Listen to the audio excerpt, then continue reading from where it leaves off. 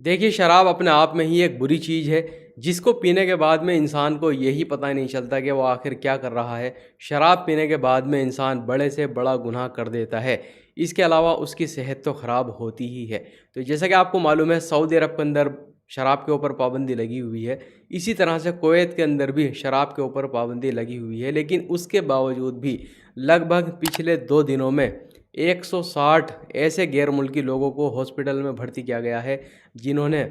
जहरीली शराब पी है। यानी शराब तो वो पी रहे होंगे पता नहीं कब से, और ये बात इसलिए जो है खुली है क्योंकि उन्होंने जो शराब पी है वो जहरीली थी, जिनमें से बताया गया है कि जिनमें लगभग 40 इंडियन भी शामिल हैं। कुवैत के अंदर जो इंडिया की एम्बेसी है, उनकी तरफ से भी ऑफिशियल प्रेस रिलीज कर दी गई है, जिसमें उन्होंने पूरी जानकारी दी है, वो मैं आपको आगे बताऊंगा। इसके अलावा लगभग 23 गैर मुल्की लोगों की भी मौत हो गई है। तो देखिए, इस तरह की जहरीली शराब के बारे में आप आए दिन खबर सुनते ही होंगे। अलग अलग कंट्री से जो है इस तरह की खबरें निकल कर आती ही हैं, लेकिन ये खबर और ज़्यादा ख़तरनाक हो जाती है और सोचने पर लोगों को मजबूर करती है कि जब ऐसी खबर कोई इस्लामिक कंट्री से आए, क्योंकि इस्लामिक कंट्री में देखिए ज़्यादातर इस्लामिक जो कंट्रीज़ हैं वहाँ पर शराब पर पाबंदी लगी हुई है, लेकिन वहाँ से इस तरह की खबर आती है तो ये खबर और ज़्यादा मीडिया में हाईलाइट हो जाती है, इसको वायरल किया जाता है। तो पूरी खबर क्या है यहाँ पर आप देख सकते हैं, जिसमें यह बताया है कि लगभग 160 गैर मुल्की लोगों को हॉस्पिटल में भर्ती किया गया है, जिनमें से 40 इंडियन भी शामिल हैं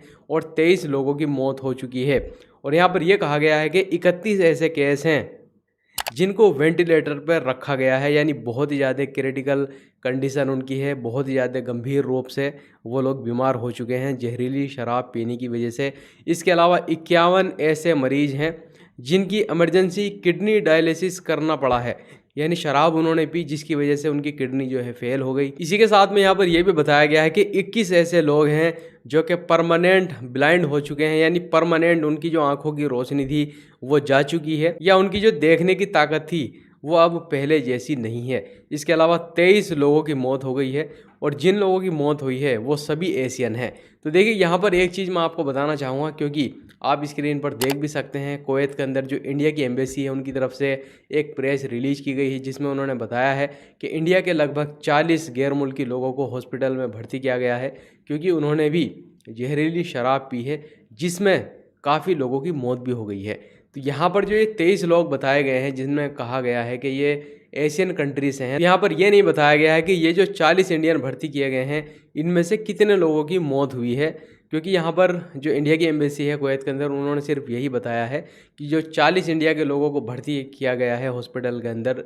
जहरीली शराब उन्होंने पी थी, उनमें से कुछ लोगों की मौत हो गई है। अब कितने लोगों की मौत हुई है उन्होंने इसके बारे में कोई भी क्लेरिफिकेशन नहीं दी है। इसी के साथ में इंडियन एम्बेसी की तरफ से ये भी बताया गया है कि जैसे ही उनको इसके बारे में खबर मिली तो उन्होंने जो कुवैत के अंदर मिनिस्ट्री ऑफ हेल्थ है उनसे कांटेक्ट किया और उनसे पता किया गया कि कौन से हॉस्पिटल में इंडियन पेशेंट को भर्ती किया गया है, और वहाँ पर जो इंडियन एम्बेसी के ऑफिशियल हैं उन्होंने वहाँ पर विज़िट किया है, यानी जो भी अधिकारी थे वहाँ पर कुवैत के अंदर उन्होंने विज़िट किया है, वहाँ पर वो गए हैं देखभाल करने के लिए, और जिस हॉस्पिटल में इंडिया के लोगों को भर्ती किया गया है वहाँ पर उनका प्रॉपर इलाज किया जा रहा है। लेकिन यहाँ पर एक सवाल यही है, क्योंकि काफ़ी लोग जो है सोशल मीडिया पर भी इसके बारे में सवाल कर रहे हैं कि आखिर कितने लोगों की, यानी कितने इंडियन लोगों की मौत हुई है, क्योंकि इंडियन एम्बेसी की तरफ से सिर्फ यही कहा गया है कि 40 लोग अभी तक भर्ती किए गए हैं हॉस्पिटल में, जिनमें से कुछ लोगों की मौत हो गई है। लेकिन दूसरी तरफ जो खबर में बताया गया है उसमें यही कहा गया है कि लगभग 23 लोगों की मौत हो गई है। तो ये जो 23 लोग हैं, क्या ये इंडिया के हैं,